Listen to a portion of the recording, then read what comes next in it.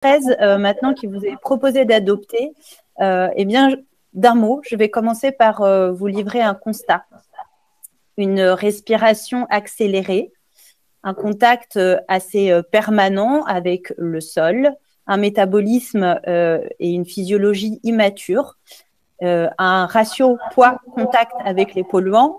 Voilà, en fait, l'état de situation d'enfants de moins de 3 ans qui sont au contact de différents polluants, qu'ils soient sur des produits d'entretien, sur des émanations de produits d'ameublement, de sol.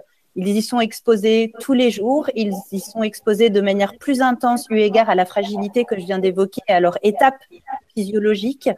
Et c'est ce contre quoi la ville veut lutter, cette exposition massive aux perturbateurs endocriniens que rencontrent les plus jeunes d'entre nous et auxquels, encore une fois, ils sont les plus sensibles. Non pas que les autres ne le soient pas, mais ils sont extrêmement perméables à ces substances.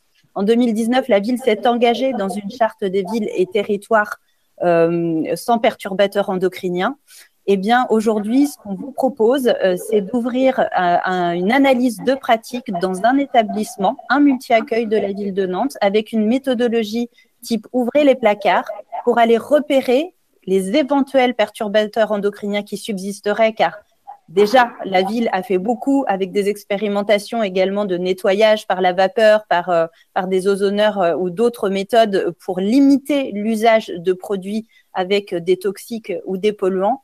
Mais là, il s'agit bien d'ouvrir les placards à la fois sur les produits d'entretien, les produits dans les cuisines, et les produits aussi sur l'échange des enfants dans nos multi-accueils pour aller repérer tous les éventuels polluants, soit en usage simple, soit à travers un effet cocktail qui pourrait avoir des effets, des effets cancérogènes, reprotoxiques ou métaboliques sur les enfants. Et ce sont évidemment les trois grands problèmes que posent les perturbateurs endocriniens.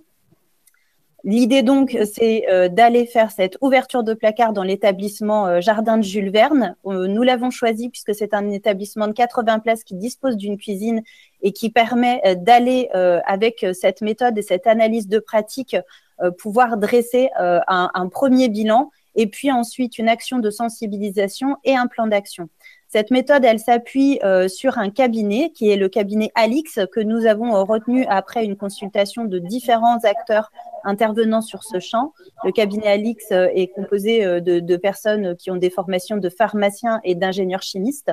Et donc, l'idée est bien d'aller ensuite traduire le bilan de tout cela, voir les éventuels perturbateurs endocriniens repérés et comment trouver des alternatives sans perturbateurs qui permettent d'être mises en place.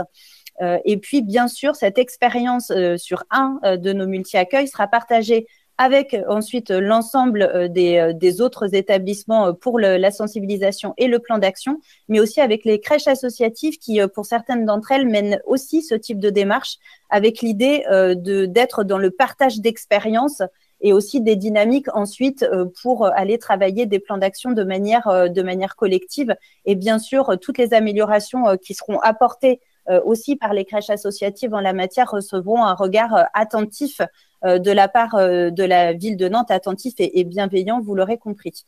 Le cabinet Alix, la méthode qui est proposée, donc un audit de pratique, une sensibilisation, un plan d'action et un appui aussi sur la rédaction de closiers, ce qui est important dans notre commande publique puisque c'est un levier aussi pour lutter contre ces perturbateurs endocriniens. Cette étude-là vous est proposée et l'ensemble de l'intervention du cabinet Alix n'excédera pas un montant de 19 170 €.